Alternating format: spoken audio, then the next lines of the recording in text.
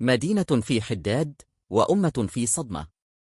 هذه هي قصة مأساة آسفي، كارثة وقعت خلال ساعة واحدة فقط، وخلفت وراءها مسارا من الدمار والحزن. في يوم أحد مشؤوم، ما بدأ كأمطار غزيرة تحول سريعا إلى سيل قاتل. وبحلول صباح يوم الاثنين، كانت مدينة آسفي تواجه واقعا مروعا: فقدان 37 حياة، وغمر المنازل والمتاجر، وتحطم مجتمع بأكمله.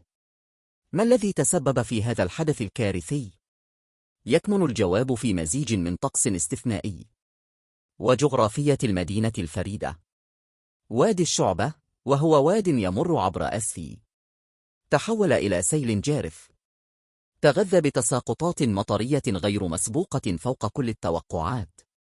فانتفخ الوادي بتدفق مائي عنيف محمل بالطين والحطام. هذا الاندفاع القوي الذي قطع أكثر من 5 كيلومترات أربك أنظمة تصريف المياه في المدينة. رغم التحديثات الأخيرة، المدينة العتيقة الواقعة على منحدر طبيعي تحملت العبء الأكبر من الكارثة، فهي أخفض نقطة في آسفي، وتكفلت الجاذبية بالباقي. مياه قادمة من الهضاب المرتفعة المحيطة، وجريان من القرى المجاورة، وحتى فيضانات من سد محلي، كلها تلاقت في القلب التاريخي للمدينة.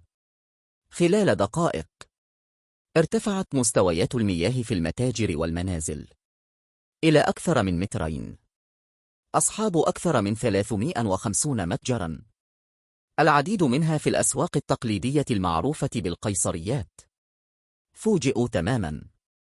وكانت مياه الفيضان قوية إلى حد أنها وصلت حتى ميناء آسفي، وجرفت قوارب الصيد الراسية على طول الرصيف. في أعقاب ذلك برزت صورة قاتمة: غمر 70 منزلا ومتجرا، خصوصا في شارع بئر زران وساحة أبي الذهب. جرفت عشرات السيارات، وتضررت الطرق الرئيسية التي تربط آسفي بالمدن المجاورة، مما أدى إلى شلل حركة المرور، ومأساويا إلى جانب 37 حالة وفاة مؤكدة. تم إنقاذ 20 شخصا آخرين ونقلهم على وجه السرعة إلى مستشفى محمد الخامس، حالتان منهم في وضع حرج.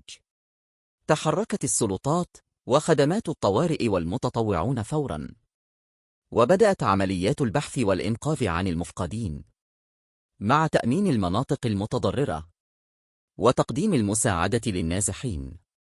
واتخذت المديرية الإقليمية للتربية الوطنية إجراء احترازيا بتعليق الدراسة لمدة 3 أيام لضمان سلامة التلاميذ والأطر، بعد أن غمرت المياه مدرستين ابتدائيتين. ومع بدء المدينة في استيعاب حجم الخسارة الهائلة، بدأت الأسئلة في الظهور. أمر الوكيل العام للملك لدى محكمة الاستئناف بآسفي بفتح تحقيق قضائي شامل لتحديد الأسباب الدقيقة لهذه المأساة، وكشف جميع الظروف المحيطة بها. وتحول الانتباه أيضا إلى الشركات الجهوية متعددة الخدمات المسؤولة عن أنظمة التطهير وتصريف المياه.